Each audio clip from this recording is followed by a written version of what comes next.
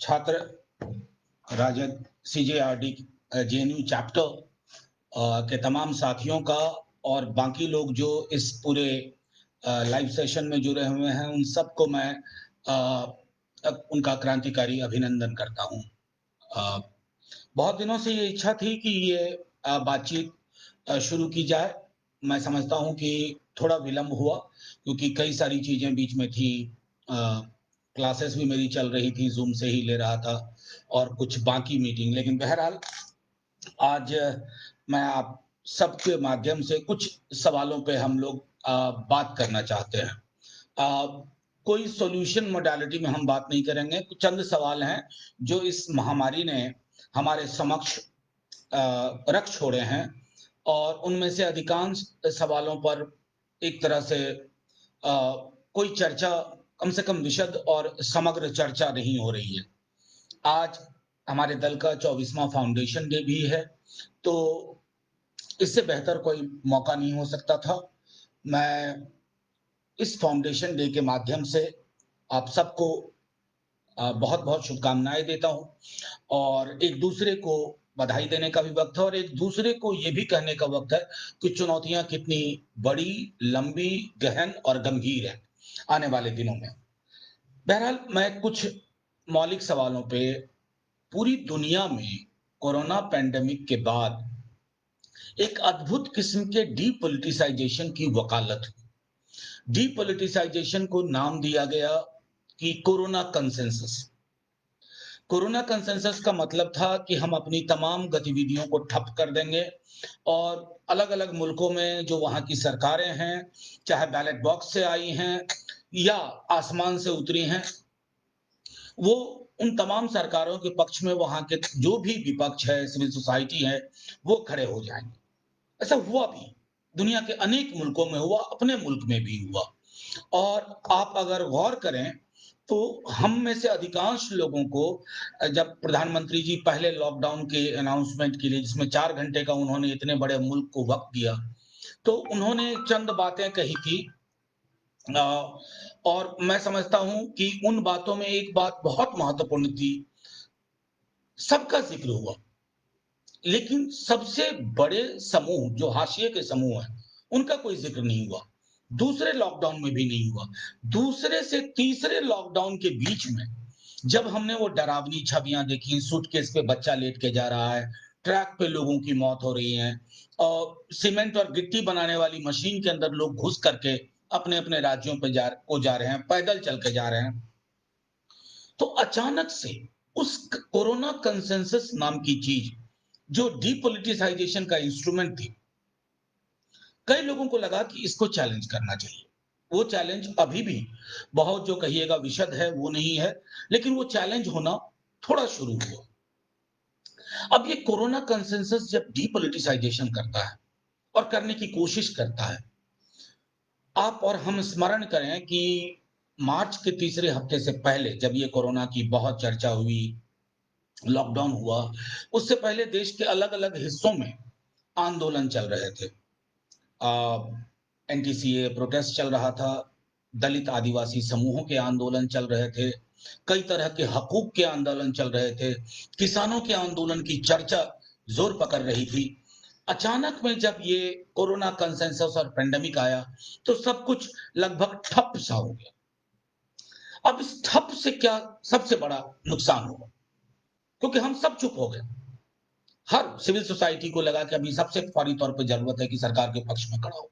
क्योंकि बीते कुछ वर्षों में आप देखेंगे कि सर क्राइसिस में अ, सरकार अल्टरनेटिव नैरेटिव को कहती है कि ये नैरेटिव जो है वो फलाना विरोधी है, चिलाना विरोधी है और एक लेवल पर वो नैरेटिव जो सरकार परोसने की कोशिश करती है सिर्फ अपने देश में। एक ये ग्लोबल ट्रेंड है, तो हम उसको उसको मानने को बाध्य किए जाते हैं। अब आइए कि कहाँ दिक्कत हो रही है, खास करके युवाओं के संदर्भ में। मैं बाकी बातें बाद में करूँगा। एक मुल्क में मंदिर, मस्जिद, गिरजा, गुरुद्वारे खोले जा सकते हैं, मॉल खोले जा सकते हैं, लेकिन 2 चीज़ जो नहीं खोली जाएगी, वो है संसद और विश्वविद्यालय। अब ये गौर करने की बात है कि ये दोनों स्पेस, इनका कैरेक्टर क्या है? विश्वविद्यालय और संसद विमर्श की जगह है। नॉलेज प्रोडक्शन में रिप्रोडक्शन भी इन्वॉल्व है। अगर हम नॉलेज रिप्रोडक्शन के मैकेनिज्म को हॉल्ट करते हैं तो आप वैकल्पिक सोच को हॉल्ट करते हैं।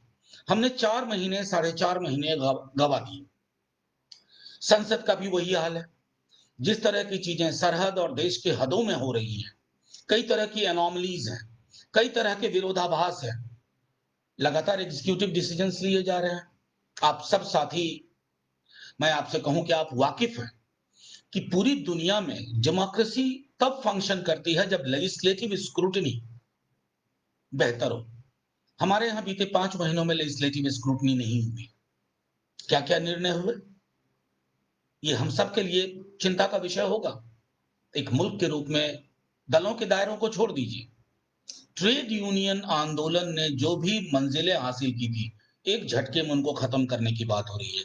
चाहे वर्किंग आवर्स का मामला हो, वर्कर्स सेफ्टी का मामला हो, वेजेस का मामला हो, और न जाने कितनी और चीजें।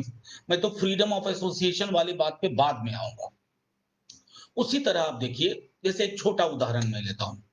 अभी दिल्ली विश्वविद्यालय में मैं उस विश्वविद्यालय से हूं, मैं जानता हूं। मेरे विश्वविद्यालय की कैपेसिटी नहीं है ऑनलाइन एक क्लास बिना डिस्टरबेंस के कंडक्ट कर लेने की। और एक क्लास जो कि मुश्किल से 100 लोग, 150 लोग, 200 लोगों की होगी, वो हजारों हजार छात्र के ऑनलाइन एग्जाम को लेने को आमादा है। कल मॉक टेस्ट में जो हालत हुई हम सब ने देखा। मैं लगातार कह रहा हूं, लेकिन कई साथी मिलकर के हम लोग कह रहे हैं कि ये डिजिटल एक्सेस का भी मामला है। कई लोगों ने के पास छोटे फोन है, या उनको छोड़ दीजिए, जो अभी बिहार में है या पूर्वी उत्तर प्रदेश में या उड़ीसा के किसी गांव में है। तो आप डिजिटल एक्सेस में हिंदुस्तान की मौजूदा हालत क्या है, आप उसका अनुमान नहीं लगा रहे हैं। इसलिए नहीं लगा रहे हैं कि आपकी समझ में एक रिचुअल को अंजाम देना है। आपने इस पूरे एक हठधर्मिता के रूप में इसको रख दिया है।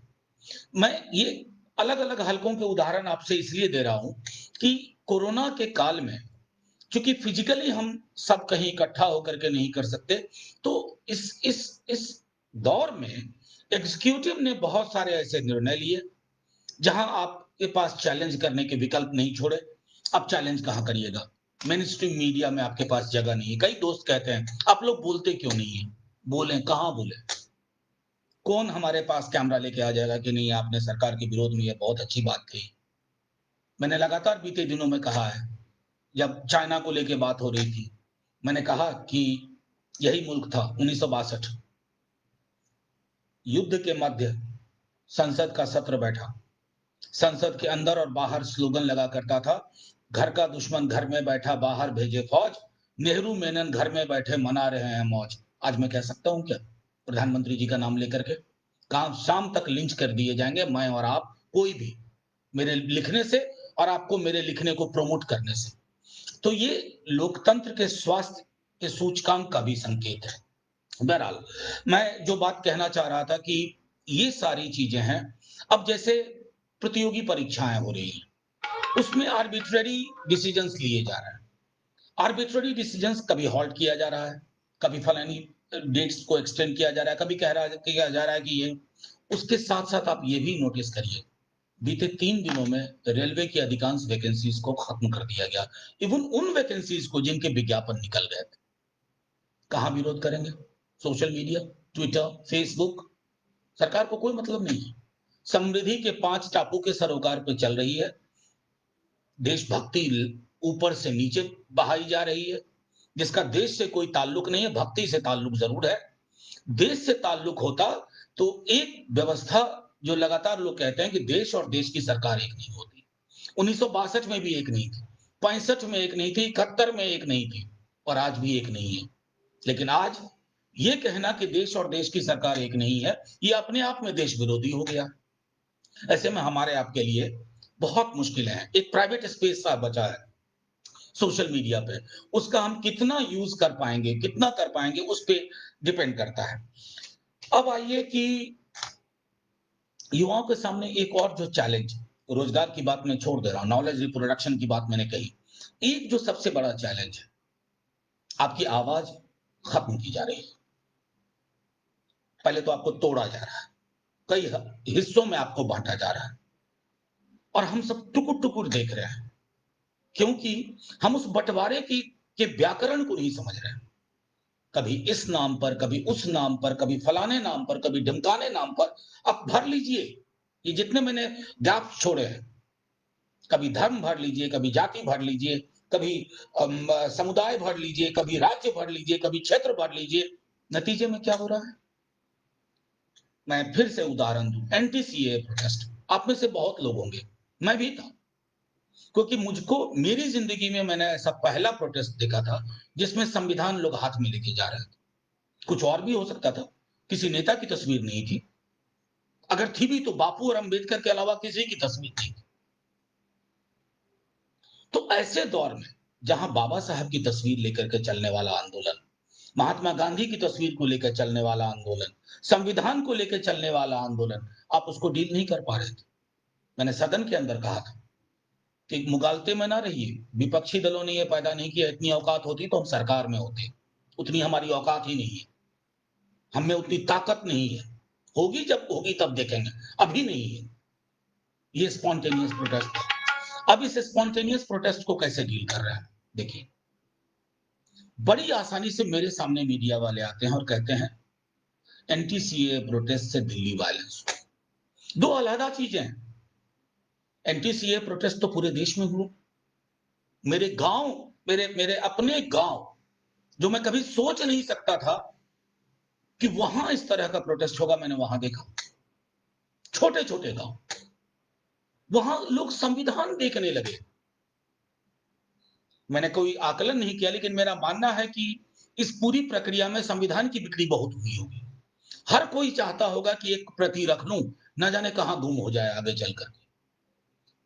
उसमें जिस तरह से गिरफ्तारियां हुई हैं, साथियों, धाराएं यूएपीए की लगाई गई और वो एक इतनी गंभीर धारा है कि हो सकता है इंसान बीसों बरस जेल में सड़ा दिया जाए। 21वें साल में किसी जज साहब की नजरे इनायत होगी तो कहा जाएगा he is acquitted because of lack of proof and evidence. 21 साल वापस होंगे। यहां तो 4 महीने 5 महीने जो कोरोना में गए हैं, वो लग रहा है कि ये साल कैसे चला गया। कुछ सृजनात्मक हम नहीं कर पाए, ये सोचा था, वो सोचा था, नहीं कर पाए। ये हम आप सबकी जिंदगी का मसला है। तो मेरा सीधे तौर पे ये कहना है, इसने हम आपसे बहुत बड़ी एक चीज छीन ली। एक अथॉरिटेरियन फ्रेमवर्क इवॉल्व हो रहा है। मैंने कल एक बात कही थी, मैं आप सबसे शेयर कर रहा हूं। कल मैंने कहा था कि मैंने उस दौर को पढ़ा है और जाना है, उस दौर के लिटरेचर को देखा है जब हिटलर, गोरिंग, हिमलर, गोबल्स, पैपन के बारे में के खिलाफ कोई सुनना नहीं चाहता था, एक शब्द नहीं। उनकी बातें ब्रह्म वाक्य थी। और आज वो दौर है, उसी मुल्क में कोई इस बात को एक्नॉलेज नहीं करना चाहता है कि कभी इस मुल्क में ये लोग भी हुआ करते थे। हो सकता है इसमें बहुत देर हो, लेकिन उस देरी में हो सकता मैं ना हो, लेकिन मुझको लगता है कि एक लड़ाई का एक जज्बा बरकरार रखना होगा, बिना बंटवारे के। आपस में बंटवारे की हर हर जो सिमत में बांटने की कोशिश हो रही है, उसको हम सबको समझना होगा। हमारे लिए क्या है, आपके लिए क्या है महत्वपूर्ण? जो छात्र हैं, रोजगार और एक आजादी। मैं सबसे महत्वपूर्ण आजादी है जो मैं हमेशा कहता हूं, कहीं पढ़ा था, freedom to be and freedom to become. ये दो मौलिक चीजें हैं। हमारे मुल्क में कई लोगों ने जॉर्ज फ्लॉयड मूवमेंट पे बहुत लिखा, अच्छा लगा। Rohit Vemula George Floyd movement नहीं था अपना क्या? था या नहीं? ये सवाल हम नहीं पूछते। व्हाइट मेंस प्रिविलेज पे हम सवाल करेंगे, लेकिन अपने यहां के प्रिविलेज के व्याकरण को हम समझने की कोशिश नहीं करेंगे। ये बेईमानी है, सामूहिक बेईमानी है, ये समाज की बेईमानी है। मैं इसको सिर्फ सरकार पे नहीं छोड़, एक बीमारी है इस बेईमानी से उपजी।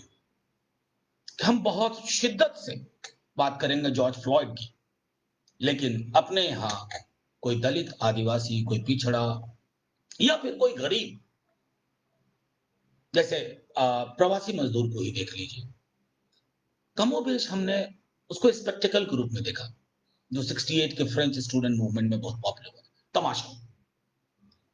एक तस्वीर आई, बहुत पॉपुलर हुई, लेकिन देखिए फिर प्रवासी मजदूर कैसे विमर्श से गायब हो गया। हमारे प्रधानमंत्री जी अब जाकर के एक्नॉलेज कर रहे हैं और कह रहे हैं कि ये इनका बहुत बड़ा कंट्रीब्यूशन है। जब आप पहला लॉकडाउन अनाउंस कर रहे थे, कभी आपने सोचा, माननीय प्रधानमंत्री जी, stay home and stay safe हम जब कहते हैं, तो ये सिर्फ उच्च वर्गीय अवधारणा नहीं है। होम को समझने के लिए मैं समझता हूं कि एक संवेदनशीलता की जरूरत होती है। घर टाट का हो, फूस का हो, एस्बेस्टस का हो, या सिर्फ छालों से बना हुआ हो, घर एक साइकोलॉजिकल स्पेस है। तो अगर दिल्ली लुटियंस में या गुड़गांव या नोएडा के बड़े बड़े मल्टी स्टोरी अपार्टमेंट में रहने वाले लोगों के लिए अगर ये महत्वपूर्ण है, तो उतना ही महत्वपूर्ण है उस गरीब प्रवासी मजदूर के लिए, जो गुड़गांव में 10 बाई 10 में 20 लोग रहते थे। कैसे हम मान लें कि स्टे होम स्टे सेफ, उसके बाद फिजिकल डिस्टेंस, प्रधानमंत्री जी का शब्द प्यारा है, सोशल डिस्टेंस। हालांकि इस मुल्क में वैसे ही सामाजिक दूरी बहुत है, तो बार बार अगर कोरोना काल में सोशल डिस्टेंस कहा गया है, तो लोग इसको अपने तरह से इंटरप्रेट करके समाज में फिर वही पुराना हो सकता है मध्ययुगीन व्याकरण लाने की। डेमोक्रेसी क्वारंटाइन में ना चली जाए। इंडिविजुअल क्वारंटाइन कोरोना पॉजिटिव हुए समय, डेमोक्रेसी को भी क्वारंटाइन में भेजने की एक एक चीज मैं देख रहा हूं, और उसका प्रतिकार आप सबको करना होगा। ये किसी पॉलिटिकल पार्टी के वश का नहीं है सर, ये छात्र युवाओं को ही करना होगा, क्योंकि डेमोक्रेसी पार्लियामेंट में नहीं होती है सर, या लेजिस्लेचर में नहीं होती है।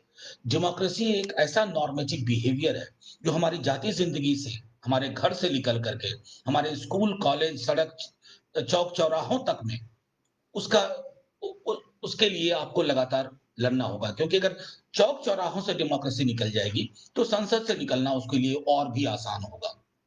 तो एक जो कोरोना काल में मुझे डर है, एक तो उसके अलावा जो मैंने पहले भी कहा, वर्किंग क्लास को लेकर के हम सबको देखने की जरूरत है कि एक बार फिर से अपने मॉडल को, मैं समझता हूं कि शायद हम अगर इससे निकलें, हम सब बैठ करके एक दबाव समूह बनाने की, प्रेशर ग्रुप बनाने की कोशिश करें कि किस प्रकार अ, अपनी जो आर्थिक प्रस्थापनाएं, मॉडल जो हमने 90 के दशक से लिया, आप लोग में से तो बहुतों का जन्म भी नहीं हुआ होगा, लेकिन हमने अपनी आंखों से देखा है, सड़कों पे उतर करके हम नवोदारवाद का विरोध करने आए, और कैसे एक धीरे धीरे धीरे धीरे ये उपभोग और बाकी चीजों के माध्यम से इसने हमारी जिंदगी को बिल्कुल का बिल्कुल बदल करके रख दिया है।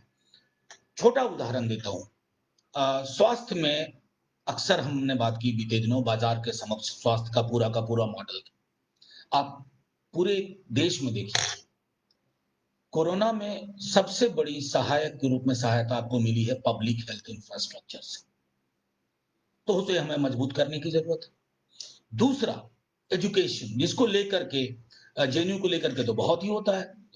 मुझे बड़ी खुशी हुई जब हाल में फिर रैंकिंग आई, तो फिर वही मंत्री महोदय, वही लोग जो ना जाने कितनी चीजें जेएनयू के बारे में कहते हैं, अचानक से उन्होंने बधाई देनी शुरू की, तो मुझे लगा चलो, एक इंटरनेशनल साइट के प्रति फिर से अगर इतनी संवेदना आपके अंदर जन्म ले रही है। राइट टू प्रोटेस्ट का क्रिमिनलाइजेशन, ये हम सबको परेशान करता है। ये अगर हम बचा पाए तो मैं समझता हूं बहुत बड़ी बात होगी।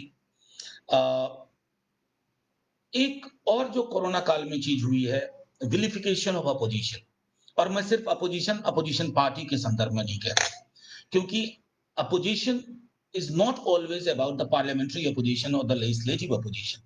Opposition is about all those ideas which challenge the dominant normative framework of the ruling class. तो जब आप उसको चैलेंज करते हैं, तो आपका विलिफिकेशन अगर होता है, तो लड़ाई और दुष्कर और मुश्किल हो जाती है। और बाकी चीज क्या कहूं, अकाउंट आप अगर देखें, स्टेट की विजिबिलिटी कोर्सिव फॉर्म में ज्यादा बढ़ी। स्टेट लास्की कहते हैं कि स्टेट की बहुत जरूरत है। हाँ, स्टेट की जरूरत है।